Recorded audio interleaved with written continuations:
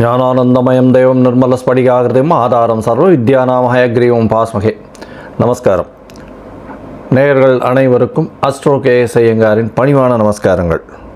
Astro TV நேயர்களுக்கு astro KS ஐயங்காரின் பணிவான நமஸ்காரங்கள்.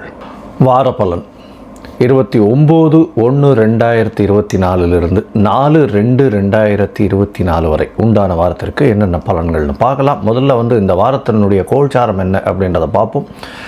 அதற்கு பிறகு இந்த வாரத்தில் வரக்கூடிய விசேஷ நாட்கள் என்னென்ன அப்படின்றத பார்ப்போம். அதற்கு பிறகு இந்த வாரத்தில் வரக்கூடிய சந்திராஷ்டமம் எந்தெந்த ராசிகள் அப்படின்றத பார்க்கலாம். முதல்ல இந்த வாரத்தினுடைய கோல்சாரம், காலபுருஷ தத்துவத்தின் முதல் ராசியான மேஷ ராசியில் குரு பகவானும், 6ஆம் இடம்னு சொல்லக்கூடிய கன்னியில் கேது பகவானும், 9ஆம் இடம்னு சொல்லக்கூடிய தனுசு அப்படின்னு சொல்லக்கூடிய இடத்துல செவ்வாய் பகவான், சுக்கிர பகவான், சூரிய பகவான் மகர மாதம்ன்றதுனால மகரத்திலையும், அதாவது தை மாதம்ன்றதுனால மகரத்திலையும் புத பகவானும் சேர்ந்திருக்கார்.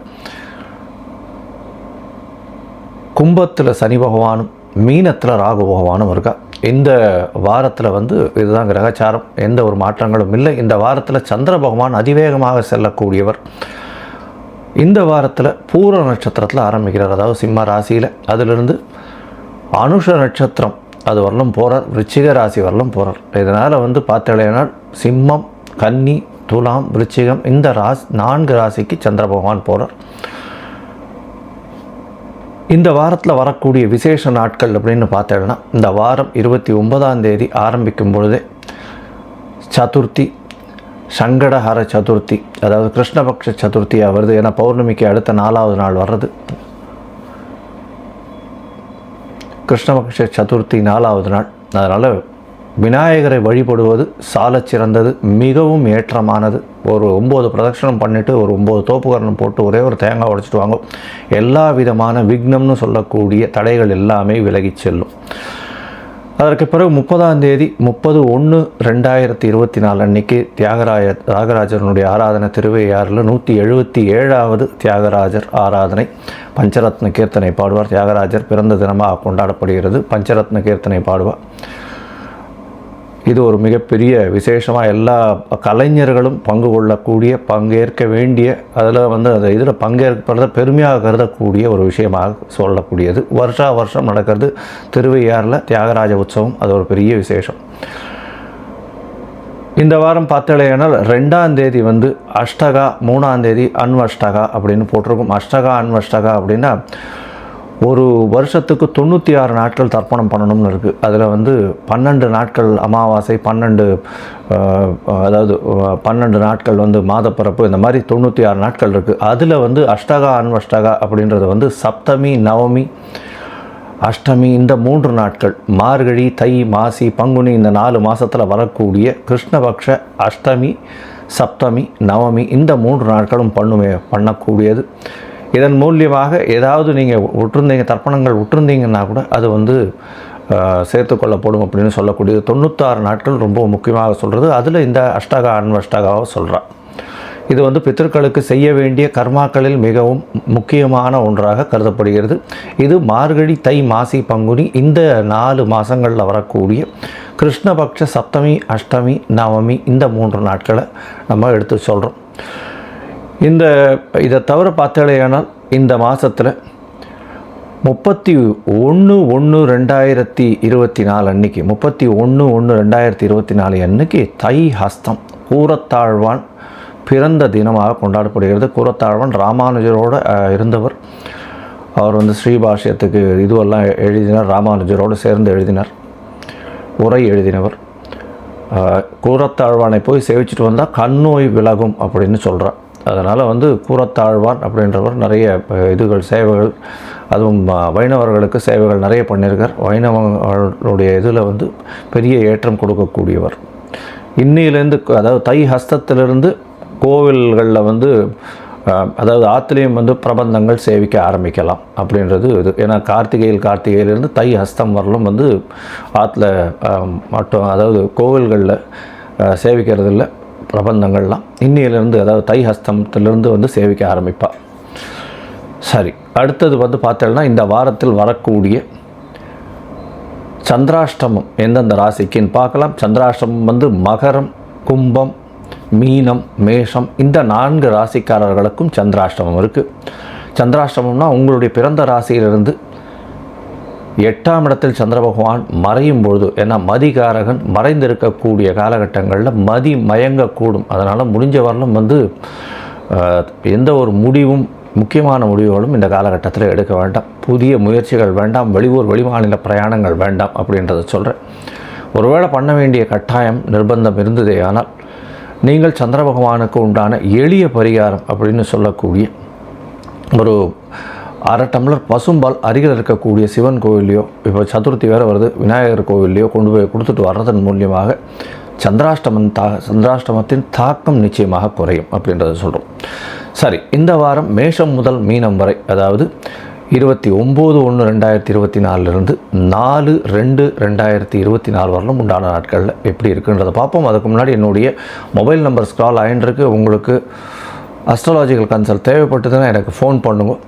உங்களுடைய பிறந்த தேதி, நேரம், அதை தவிர பிறந்த இடம் கொடுத்தீங்களேனா உங்களுடைய ஜாதகத்தை போட்டு சந்தி வருதா, அதாவது ராசி சந்தியா, நட்சத்திர சந்தி, பாத சந்தி ஏதாவது இருக்கா அப்படின்றத பார்த்து அதற்கேற்றாற் போல் உங்களுடைய ஜாதகத்தை கணித்து அதற்கு பிறகு உங்களுடைய ஜாதகத்தில் இப்பொழுது நடக்கக்கூடிய தசாபுக்தி அந்தரம் சூக்ஷ்மத்தை பார்த்து இப்பொழுது இருக்கக்கூடிய இந்த கோல்சாரத்தையும் வைத்து எந்த பலன்கள் உங்களுக்கு நல்லபடியாக இருக்குது, இப்போ இருக்கக்கூடிய பலன்கள் எப்படி இருக்குன்றதையும் பார்த்து உங்களுக்கு உண்டான எளிய பரிகாரங்கள் என்ன அப்படின்றதையும் சொல்கிறேன். சரி, இப்போ மேஷம் முதல் மீனம் வரை பார்க்கலாம். மேஷம், அஸ்வினி, பரணி, கிருத்திகை இந்த 3 நட்சத்திரம் 9 பாதங்களை கொண்ட ராசி. ராசியின் அதிபதி அப்படின்னு சொல்லக்கூடிய ஒரு செவ்வாய் பகவான் ராசிக்கு 9ஆம் இடத்துல இருக்கிறது பெரிய விசேஷம். ராசிநாதனும் ராசிக்கு 9ஆம் அதிபதியும் பரிவர்த்தனை யோகம் அடைகிறது பெரிய ஏற்றம்.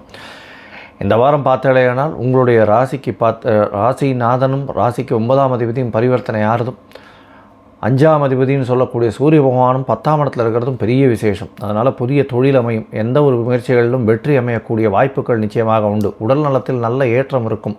மருத்துவத்துறை, மருத்துவ உபகரணங்கள் துறை, அதை தவிர வந்து யூனிஃபார்ம் சர்வீசஸ் அப்படின்னு சொல்லக்கூடிய விஷயங்களில் இருக்கிறவர்களுக்கெல்லாம் பெரிய ஏற்றங்கள் கிடைக்கக்கூடிய வாய்ப்புகள் நிச்சயமாக உண்டு.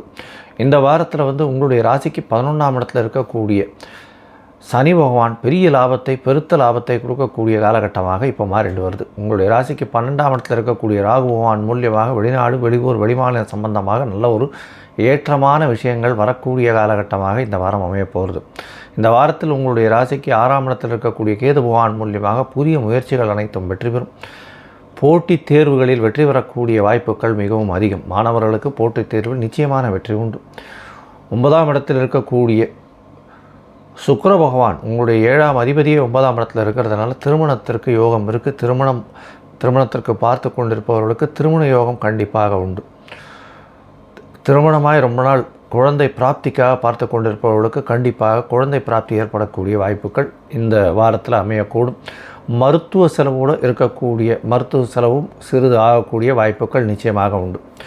இந்த வாரத்தில் பார்த்தோம்னா அதிவேகமாக செல்லக்கூடிய கிரகம் அப்படின்னு சொல்லக்கூடிய சந்திர பகவான் உங்களுடைய ராசிக்கு 5ஆம் இடம்னு சொல்லக்கூடிய சிம்மத்தில் ஆரம்பிக்கிறார்.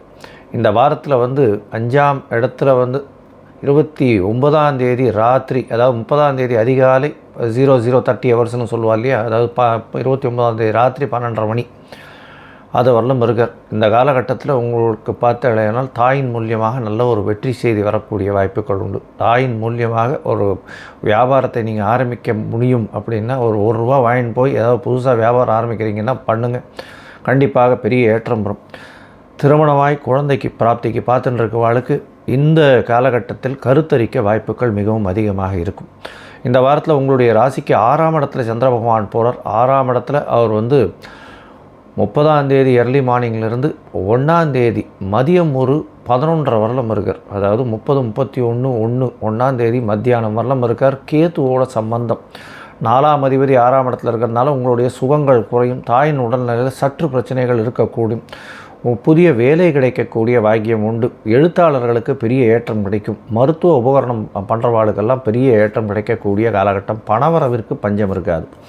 உங்களுடைய ராசிக்கு சப்தமத்தில் சந்திர பகவான் போகிறார். 4ஆம் அதிபதி 7ஆம் இடத்துக்கு போகிறார். ஒரு கேந்திரத்துக்கு உண்டானவர் அடுத்த கேந்திரத்தில் போய் இருக்கிறது பெரிய விசேஷம். கணவன் மனைவிக்குள்ளே நல்ல ஒரு அந்யோன்யம். ஏன்னா 7ஆம் அதிபதியும் குரு பார்க்குறார், 4ஆம் அதிபதியும் வந்து சப்தமஸ்தானத்தில் குரு பார்க்குறார். அதனால் குரு சந்திர யோகம் அமையிறது. அதாவது 1ஆம் தேதியிலிருந்து 3ஆம் தேதி ராத்திரி ஒரு 8:45 வரலாம் பார்த்தோம்னா குரு சந்திர யோகம் அப்படின்னு சொல்லக்கூடிய கஜகேசரி யோகம் அமையிறது. பெரிய ஏற்றத்தை கொடுக்கக்கூடியது. நினைத்த காரியங்கள் அனைத்தும் வெற்றி பெறக்கூடிய வாய்ப்புகள் நிச்சயமாக உண்டு. உங்களுடைய ராசிக்கு பார்த்தேன்னா 8ஆம் இடத்துல சந்திர பகவான் போகிறார். என்றைக்குன்னா 3ஆம் தேதி ராத்திரியிலிருந்து, அதாவது 3ஆம் தேதி ராத்திரி ஒரு 6:30 மணிக்கு, அதாவது 8:30 மணி 9 மணியிலிருந்து 6ஆம் தேதி அதிகாலை ஒரு 3 மணி வரலும் இருக்கார். இந்த காலகட்டத்தை சந்திராஷ்டமம் அப்படின்னு சொல்கிறோம். சந்திராஷ்டமம்ன்றதுனால புதிய முயற்சிகள் வேண்டாம், வெளியூர் வெளிமாநில பிரயாணங்கள் யாருக்கும் வந்து ஜாமீன் கையெழுத்தெல்லாம் போட்டுறாதீங்க, பொறுமையாக இருங்க. இந்த வாரம் வந்து ரொம்ப அற்புதமான வாரமாக இருக்க போகிறது மேஷராசிக்காரர்களுக்கு. நீங்கள் அருகில் இருக்கக்கூடிய சுசீந்திரம் ஆஞ்சநேயர் கோவிலை போய் சேவிச்சுட்டு வாங்க. நல்ல ஒரு ஏற்றம் கிடைக்கக்கூடிய வாரமாக இந்த வாரம் அமைய போகிறது.